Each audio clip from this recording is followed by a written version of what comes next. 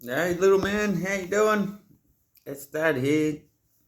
Just saying, miss you already, mate. And I've got a book for you this evening because I've got to go to work. But I have a stash of new books. So today we've got Izzy Gizmo. There we go.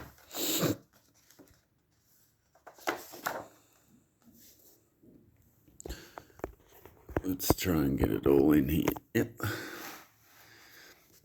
Izzy Gizmo, a girl who loved to invent. She carried her tool bag wherever she went, in case she discovered a thing to be mended or a gadget to tweak to make it more splendid. But the trouble with things that have dials and switches is they don't always work. They have certain glitches. The team Mendus, for instance, did such a fine job till out popped a piston and off dropped a knob. Then Swirly Spag Sonic, for eating spaghetti, turned Grandpa's wallpaper into confetti. Uh-oh.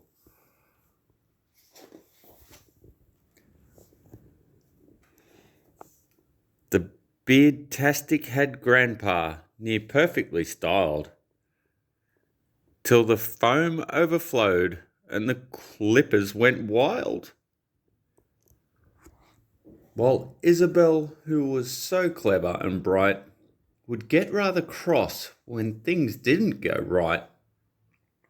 And she huffed, "It's a duff, I've had it, I quit." She'd kicked her invention and called it a twit.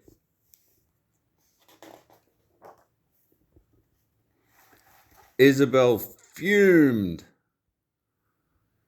Grandpa smiled and chuckled. "You can't give up just 'cause that thingy Bob buckled. Now trust me, young lady, sometimes you need to try again and again if you want to succeed." Perhaps Grandpa was right, but Isabel sighed. She picked up a tool bag and wandered outside, kicking the stones on the path as she walked. Izzy jumped at a bump. Up ahead, something squawked.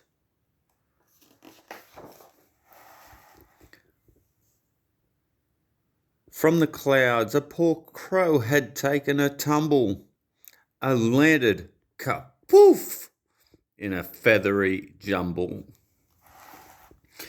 Izzy ran to the vet, but the vet shook his head.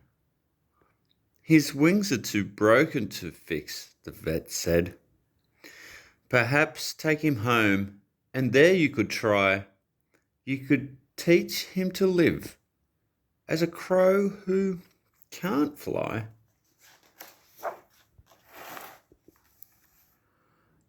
Day after day, Izzy thought she'd found something fun for a crow to do on the ground, like digging for worms and racing fat slugs, hopscotch and hoopla, and searching for bugs. But the heartbroken crow simply gazed at the sky as the other birds sang and flew happily by. One night with the crow in the folds of her sweater, Izzy sighed, "Oh, I wish I could make him feel better. I've tried. He won't play. He won't drink. He won't eat." She was so very close to admitting defeat. Grandpa said, "Izzy, don't give up on him now. I know you can do it. just work out how. Then Grandpa passed Izzy her gadgety things, and she knew what to do. I'll invent some new wings. Izzy piled up her books and she started to read. She made a long list of the things she would need. She searched for some batteries and old electronics, dismantled a mixer and the swirly Spagsonic. The crow watched entranced and held Izzy's drill, while she bent, bashed and battered and walloped until... Ta-da! Izzy fastened the wings with a strap, but they hummed and they twitched, far too heavy to flap. Ah! Izzy yelled. I'm no good at succeeding.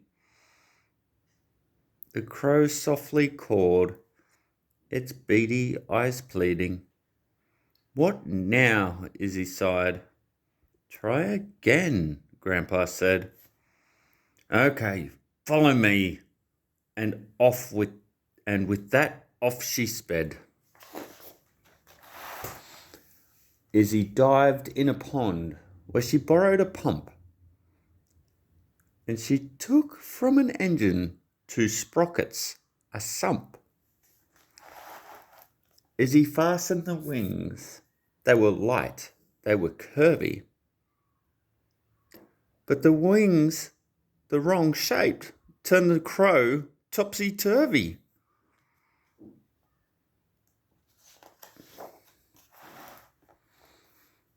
I give up, Izzy yelled with a furious frown. The crow sadly cawed as he hung upside down.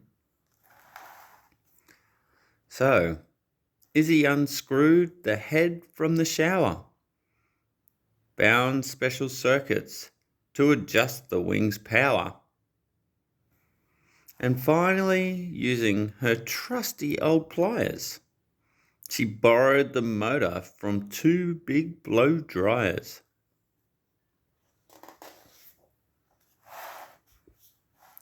Yes, Izzy said. The right shape, perfect weight. But one wing flapped madly. The crow couldn't fly straight. I've had it, yelled Izzy, heading straight for the bin. But the crow blocked her path. He just wouldn't give in.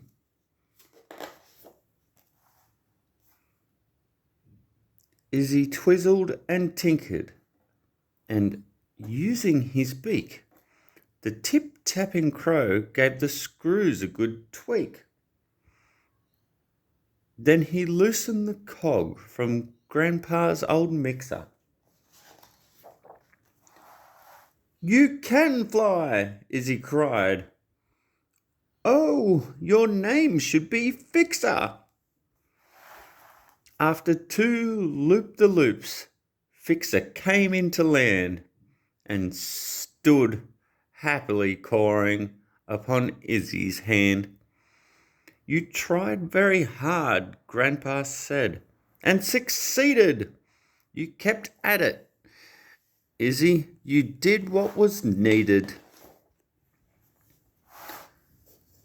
But don't pack your tools up.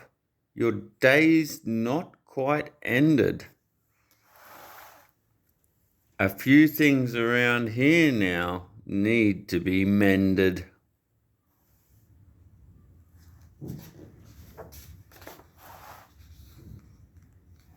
For Isabel, Grace, and Isabella B.